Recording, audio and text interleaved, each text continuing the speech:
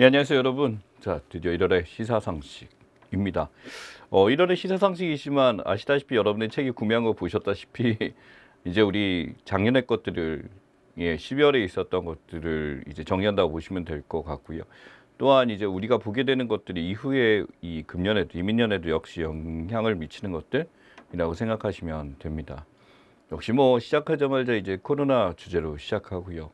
여러 가지 작년에 이슈가 됐던 정책이 됐던 것들이 여전히 이제 아직 해결되지 않는다 그러면 지속적으로 넘어갔고, 그다음에 정치적인 얘기들, 국제적인 얘기들 이런 것들과 기타 이제 문화예술적인 것들에 대해서 여러 가지 변동사항이 있었습니다. 물론 이전의 것들이 지속됐던 것도 새롭게 나타나는 것들이 있으니까 전체적으로 새해가 되면 이제 새로운 것들, 미래지향적인 것들이 그 살펴보시면 되고요.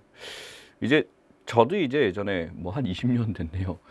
상식 시험을 저도 이제 준비를 하고 봤었던 적이 있습니다. 이제 기자 시험을 볼 때 이렇게 됐는데, 그때는 상식이 실제 이제 시사적인 것도 있었는데 과거에 있는 것들을 많이 물었었어요. 그러니까 어떤 역사적인 사례나 과거의 이슈들 이렇게 많이 물었다 그러면, 최근에는 이제 굉장히 어떤 미디어의 발달이나 이런 걸 통해서 정보의 전달이 거의 동시성을 가지게 됐잖아요. 그러다 보니까 이제 과거에 대한 질문보다는 현재에 대한 것도, 현재의 것들이 어떻게 원이 됐고 여기에 대한 것들을 보통 묻는 문제로 바뀌는 것 같습니다.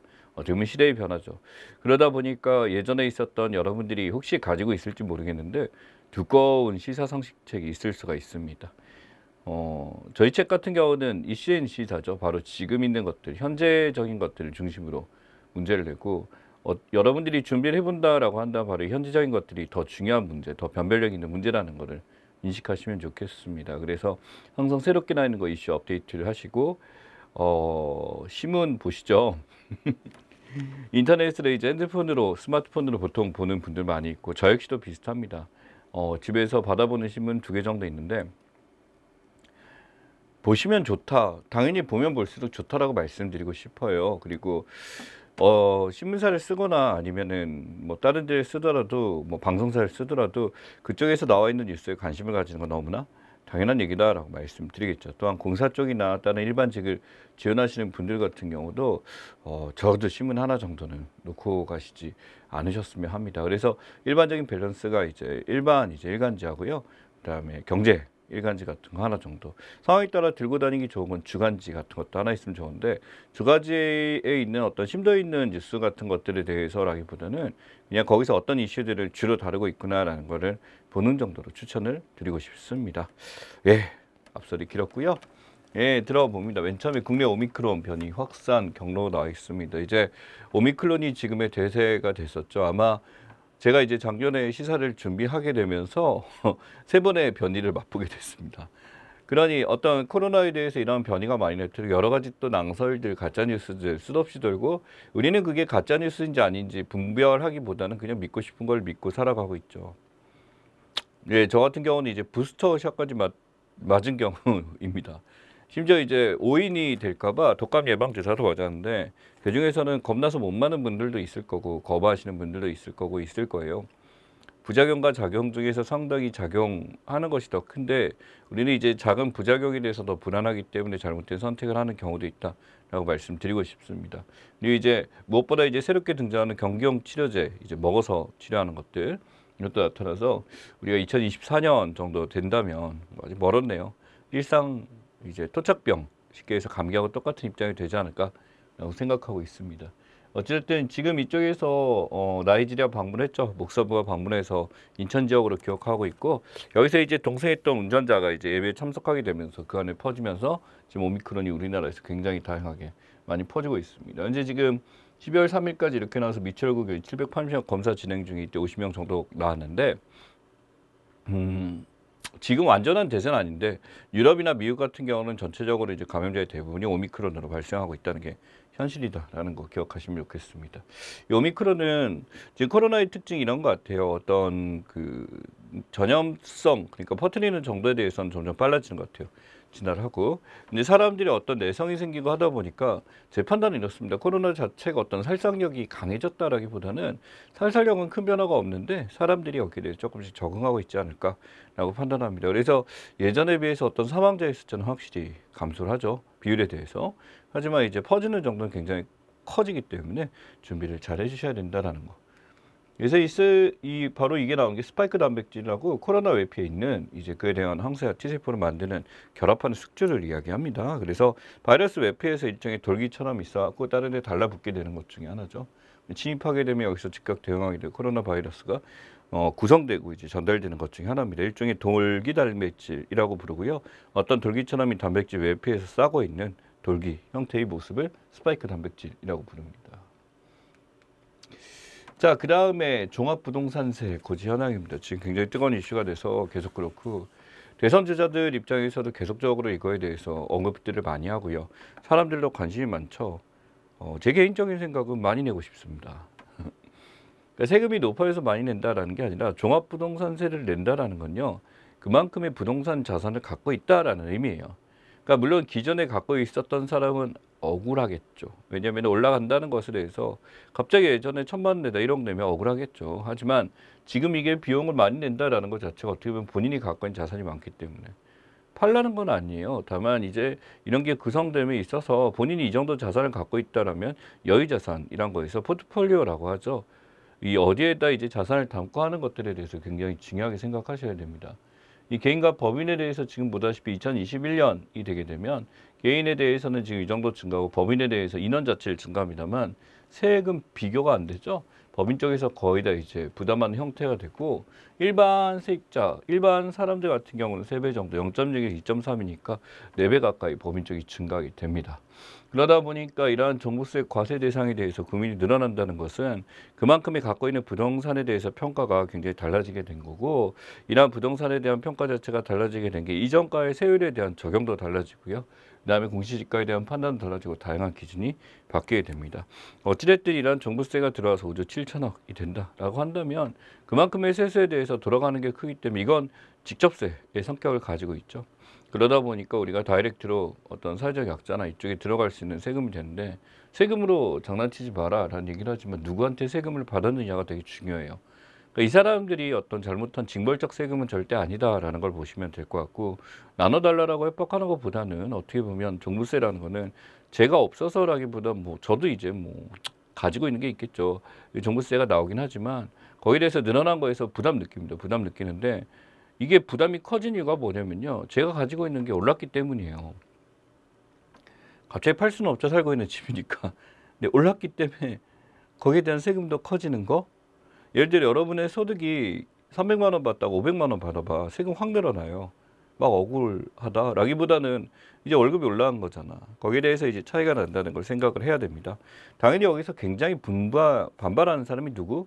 다주택자들이죠. 주택이 많으면 많을수록 여기서 가산이 들어가다 보니까 집을 많이 소유하는 사람들이 여기에 대해서 너무너무 힘들다. 세상 살기 힘들다라고 하겠는데 결국에 생각해보면 이런 다주택자들 같은 경우 어떤 집값을 올리는 데 어느 정도 영향을 미친 사람들이라고 감안한다면 이런 종부세에 대해서 뭐 억지로 수용해라라기보다는 사회적 흐름이다라고 봐야 되겠죠. 지금은 이제 어떤 세금에 대한 저항이나 레포 곡선에 나타나듯이 저항이 클 수밖에 없습니다. 근데 이게 어느 정도 시간이 지나게 되면 분명히 안정화되는 것도 맞습니다. 여기 이게 그림이 보게 되면 이 안에서 저점이 있고 고점이 있고 이 안에서 주가가 변동되는 걸 보여줍니다. 이게 박스권이라고 부르죠. 주가의 상한선과 하한선이 어떤 일정한 가이드라인. 그러니까 이 커버를 이제 딱 치고요. 이렇게 선이 그어지게 나면서 이 안에서만 주가가 반영되는 것들을 나와 있습니다. 이게 대통령 지지율에서도 고정층이 있는 거죠. 그래서 이 안까지는 안 떨어지고 올라가더라도 절대 이거 이상은 안 올라가고 이런 걸 한다든지 선호도 조사도 비슷하고요.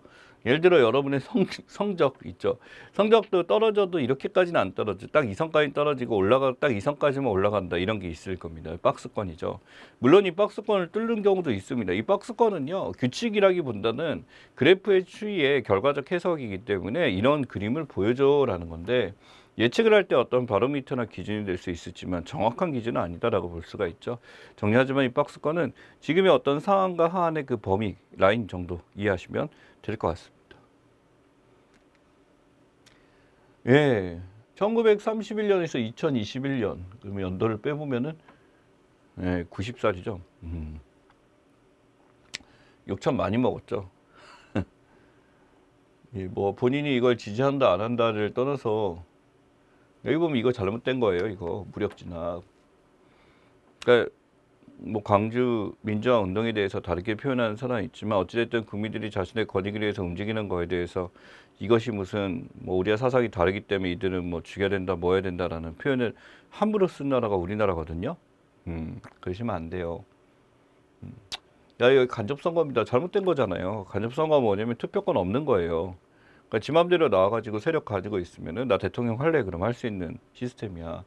그러다 보니까 이제 81년에 이 사건이 있었기 때문에 86년 때 이제 6월 민주항쟁 통해서 6.29 선언하고 바뀌게 됐죠.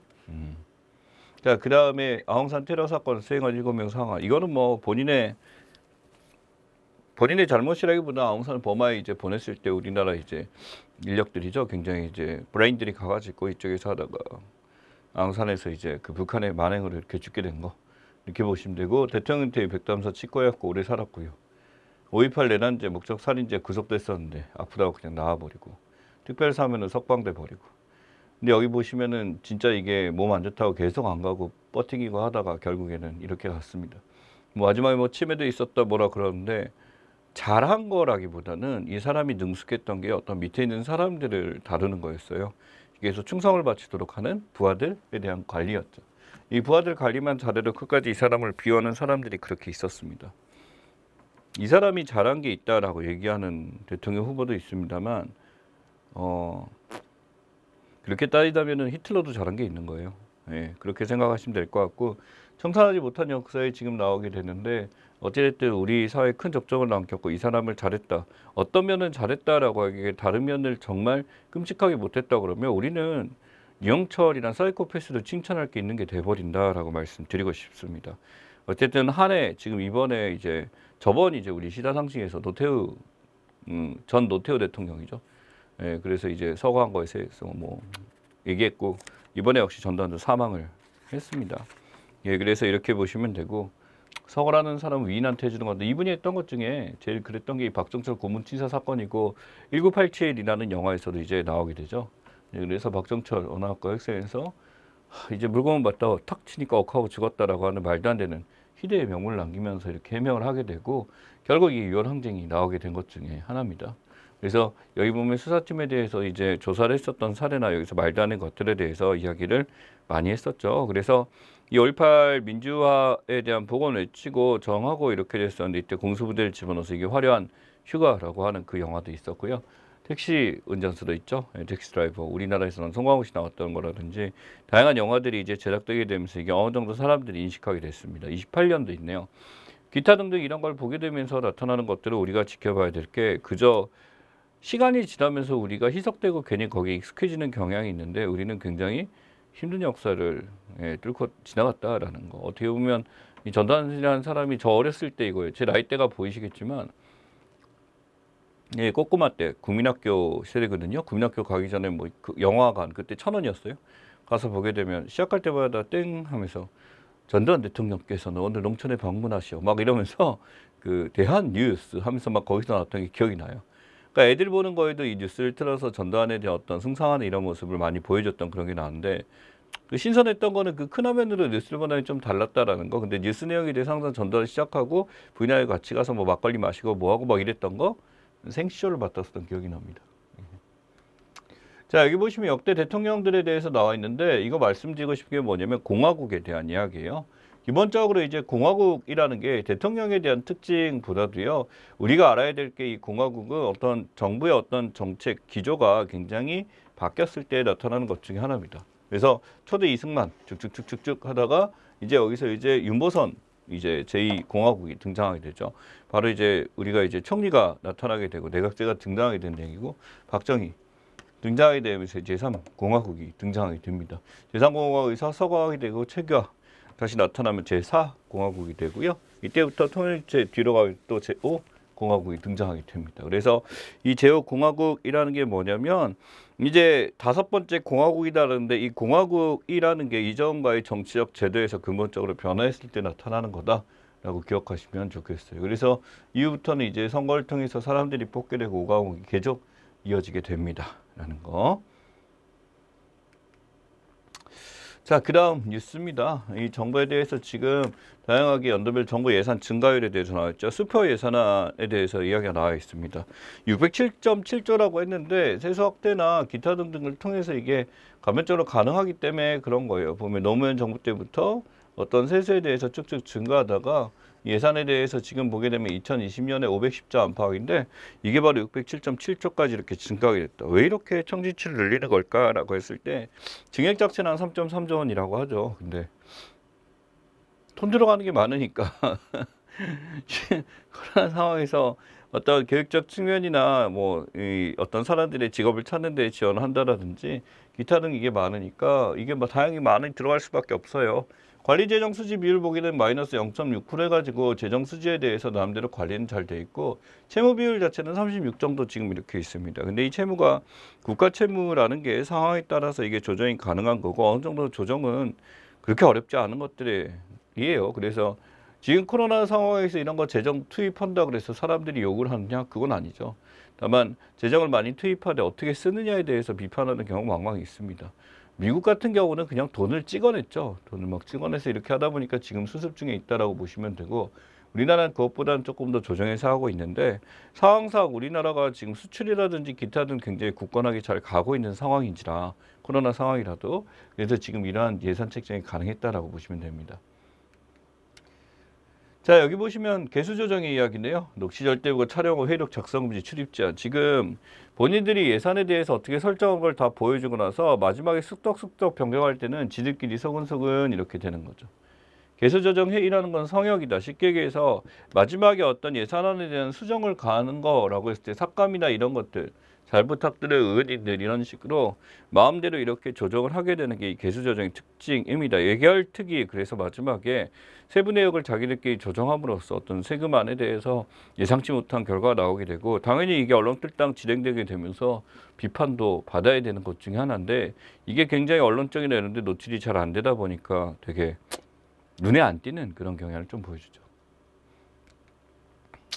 자, 나토입니다. 나토 가입국가 러시아 지금 나와 있죠. 벨라루스 폴란드 국경 이주민 사태 지금 나와 있습니다. 벨라루스에서 폴란드로 이제 국경 만원에서 이 회랑을 통해서 넘어가려고 하고 있죠.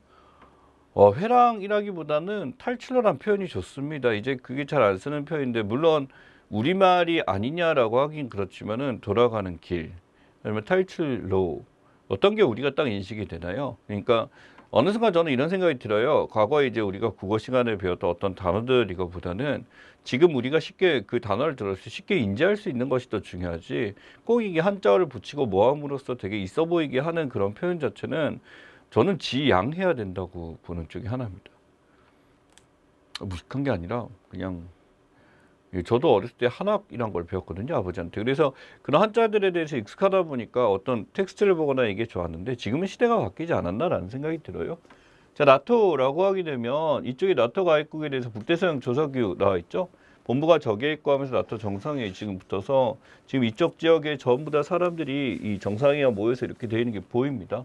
철의 장막이라고 해서 바르샤바 조약기구가 이쪽이고요. 나토 쪽은 이쪽이다. 본부가 지금 브뤼셀에 위치해 있고 저 보이시죠? 그 왼쪽과 오른쪽에 대해서 하게 되고 결국 여기서 이제 탈출하기 위해서 사람들이 지금 나타나는 것 중에 하나입니다. 지금 이게 바로 인도지 회랑에 대해서 벨라루스 사람들이 이쪽을 통해서 탈출하려고 하는 그런 모습이에요. 근데 폴란드 국경에 대해서 이주민들이 자꾸 등장하다 보니까 폴란드 입장에서는 사실 이제 국경을 개방할 줄 알았는데 이 난민들을 막았죠. 막다 보니까 탈출하려고 했었던 사람이 막혀버리기 때문에 이렇게 됩니다. 어떤 느낌이냐면요. 우리나라 이제 바닷가 이렇게 있으니까 하는데 북한 사람들이 갑자기 그 38선 그쪽으로 통로를 자꾸 내려하려고 한다라고 보시면 돼요. 둘 간의 관계가 뭐 우리하고는 좀 다르긴 하겠지만 우리가 수용을 해서 이들에 대해서 관리를 하고 해야 될 텐데 본국으로 송환시키는 경우도 하게 되면서 이게 어떻게 하냐라는 거죠. 사람들이 어떤 집단지 회원국이 아니라 대해서 어떻게 할까? 솔직히 이게 나토 가입을 하기 위해서 이제 이쪽에서는 지금 러시아나 이쪽에서 많이 관리를 하고 있는 입장에서 국제간에 이제 다른 나라의 남이 어떻게 받아들일 것인가 굉장히 첨예한 문제입니다. 예전에 우리도 이제 그 심층 면접이 있는 데서 여기에 대한 남은을 수용할 것인가 나왔던 2년 전인가요? 그때 출제된 적이 있고요.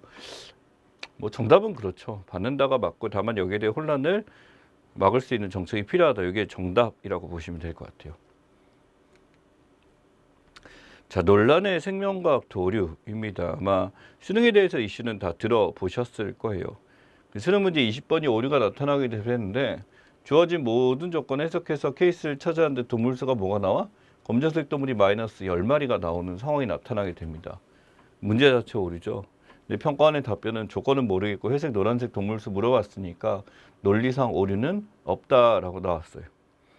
근데 이게 문제가 생명학 같은데 생명과학이네요. 문과의 한계. 생명과학 같은데 생물이라고 예전에 불렀죠. 익숙한 거. 이거 지원하는 친구들이 굉장히 성적이 좋은 친구들이라고 하더라고요. 의과대학이라든지 대부분 다 굉장히 높은 대학을 지원하는 친구들이 하기 때문에 이슈가 많이 됐었고, 그중에 이 마지막 문제에 대해서 이 분야에 굉장히 전문가라는 외국 대학 교수가 이제 논평을 꺼냈죠. 문제를 풀 수가 없다라는 거, 오류 때문에. 근데 그쪽에서 하는데 계속 이걸 아니다라고 잡아떼다가 결국 평가원장이 또 사퇴하게 됐는데, 역사적으로 보자면 우리가 평가원장 사퇴는 굉장히 사례가 많습니다. 평가원장이 사퇴하고 나머지는 넘어가는 경우인데, 교수들 입장 한번 생각해 보죠. 자신들이 어떤 권위를 갖고 최고의 문제가 되는데 이것을 인정해버리게 되면 더 이상 이제 문제에 대해서 확인해 줄 수 있는 사람이 없는 나라가 우리나라가 되는 거죠. 이게 말이 돼? 아니, 출제자도 오류야. 그러니까 이게 뭐냐면 아는 지식과 문제는 다르다라고 하는데 이거는 어느 정도 인정합니다. 제가 문제를 저도 이제 출제를 하거든요. 출제를 하는 입장에서 상식 문제 뭐 삼성 SSAT도 내고, 그래서 이게 쉽지가 않아요. 가끔씩 이제 내가 이제 많은지에 대해서 특히 상식 같은 경우는 문제가 가장 최근의 것을 찾아서 할 수 있어야 되는데 문제를 내고 그 시기에 바뀌는 경우도 존재해요. 오류가 되는 거거든 그 순간. 근데 이렇게 이 수능에 문제가 되는 게 뭐냐면 이걸 맞냐 틀리냐에 대해서 이게 또 바뀌어 버린다니까. 지여대학 정시 합격선 해갖고 지금 보자면 의대하고 이렇게 점수가 나오게 되는데 이 점수가 이것을 맞다라고 인정하는 것과 그렇지 않은 거에서 수많은 변화가 있게 됐다라는 겁니다.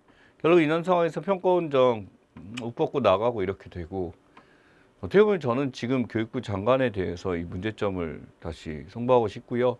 수능 체제에 대해서 이제 본인이 새로운 카드가 있다라고 하는데 그게 뭐냐 했더니 바꾸는 거래요. 그 다른 수능 체제 주관식으로 바뀐대요. 주관식으로 바뀐대요. 여러분 시험 봤었던, 여러분 아마 시험 다 보셨으니까 지금 보시는 분들 객관식으로 시험 보고 이제 수학 먹게 그렇게 주관식이지만 객관형에 가까운 그런 다 쓰는 거 계산식 문제 제하고 이런 썼는데 전부 다 지금 주관식으로 바뀐다는, 채점 어떻게 할래라고 하는데 거기에 적합하게 할 수 있고 모두 채점 기준을 정확하게 하는 뭐 기준을 보여준다고 합니다. 신뢰를 할 수 있을지 없을지 모르겠지만 어찌됐든 이 수능 문제는 처음과의 취지는 변질돼 있는 상황이에요. 처음 이제 수능을 만들었던 이제 교수님 입장에서 보자면 지금의 수능은 아니다, 폐지됐으면 좋겠다라고 하는 거죠. 사실 학력고사 차이 없고 이제 대학에서 수업을 받을 수 있는 능력을 평가하라고 만들어 놨던 것이 어느 순간 이걸로 줄 세우기가 돼버렸다라고 하는 한탄을 하시게 됐죠. 또한 사교육이 줄어드느냐라고 판단했을 때 사교육은요, 이렇게 생각하시면 돼요. 어떤 재료가 나왔다고 사교육이 없어지는 게 아니라 경쟁이 없어져야 사교육이 없어지는 거거든요. 경쟁에 잘 승리하기 위해서 배운 게 사교육이, 어떻게 보면 지금 우리가 상식을 보고 있는 이것도 사교육의 일종이다라고 볼 수도 있겠죠. 그래서 지금 이게 문제입니다. 그래서 이렇게 다양한 대학 이제 간만에 보셨을 텐데 이 점수에 대해서 예전 모르겠어요. 지금 수능 체제를 보신 분도 있고 그렇지 않은 분도 있는데 항상 바뀝니다. 바뀌어갖고 뭐 지금은 영어는 절대평가고 국사 절대평가고 막 이런 식으로 바뀌었다고 하더라고요. 그래서 지금 보시면 점수대들 살짝 보이시죠? 이런 식으로 지원하게 됩니다. 국수텀 원점수만 보죠. 국어, 수학, 탐구만 본다라는 거예요. 그래서 이 점수가 이렇게 나와야지 서울대 같은 경우 경영대 286점, 의대 291점, 3점짜리 3개 이내로 틀려야 되네요. 그렇지?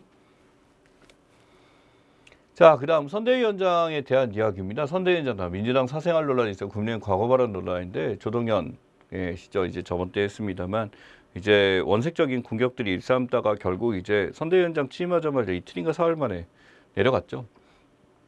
그래서 뭐 이게 불륜이다라고 했는데 불륜이 아니라 강제적인 어떤 그런 거다라고 하게 되고 건드리기 힘든 건데 이제 가로세로 연구소가 거기서 물고 늘어지다가 결국 아웃됐고, 노재승 국민의힘 선대위원장 과거에 대한 얘기, 과거 발언에 대해서 이제 얘기를 했었을 때 김구에 대한 이야기죠. 김구 치아프 사건에 대해서 지금 얘기하는 것들이 상당히 좀 위험했던 발언 중에 하나입니다. 그래서 국밥 좀 늦게 죽었다고 사람 죽인 인간이라는 표현을 했어요.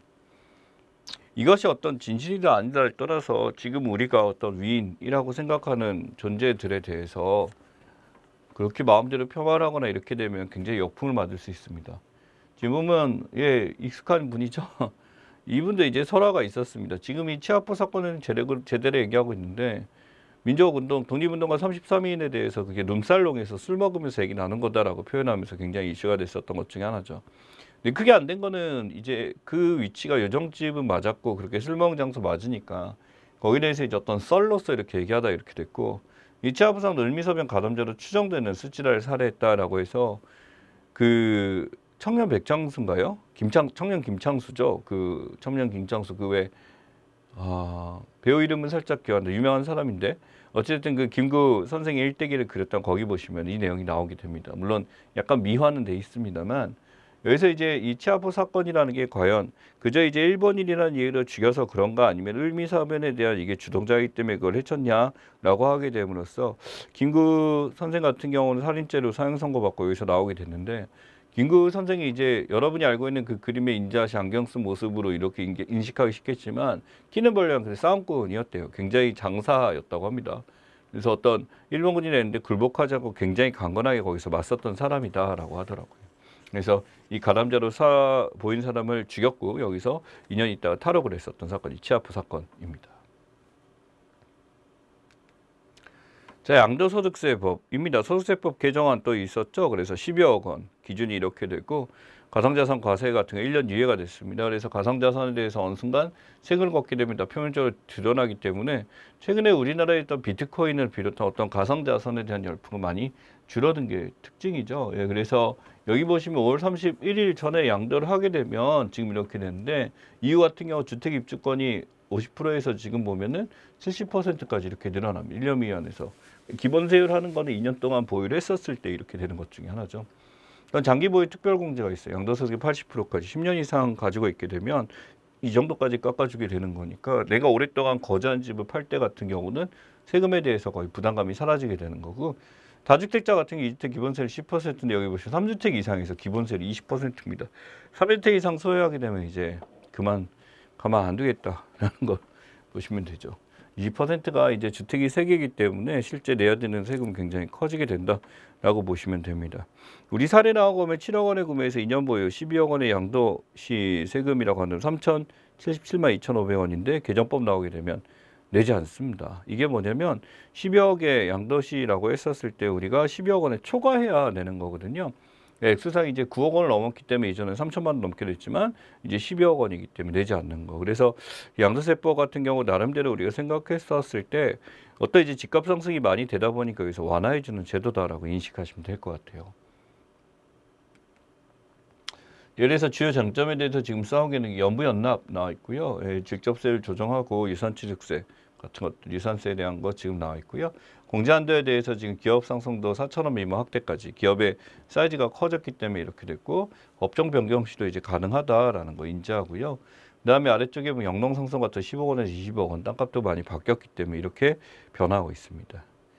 자, 근데 그것보다 이슈된 게 이거예요. 그 물납에 대한 이야기인데 이 세율에 대해서 내게 됐을 때 물납이라는 게 뭐냐면 이제 그 이건희 씨죠. 이건희 씨가 이제 좀 미술품이나 문화재라는 거고 그 전두환도 사망했었을 때 그 가지고 있는 나전칠기가 강남 아파트 세채값으로 그때 구매했던 나전칠기가 있대요. 그것을 세금 대신 납부하고 싶다라고 했는데 그 가치를 평가하는 게 쉽지가 않죠. 근데 그게 그 사람의 소유니까 어찌됐든 이게 국고로 들어가면 중앙박물관에 들어가게 되기 이걸 세금에 대한 대납으로 인정할 수 있을까라는 거에서 최근 논란이 많이 되고 있습니다.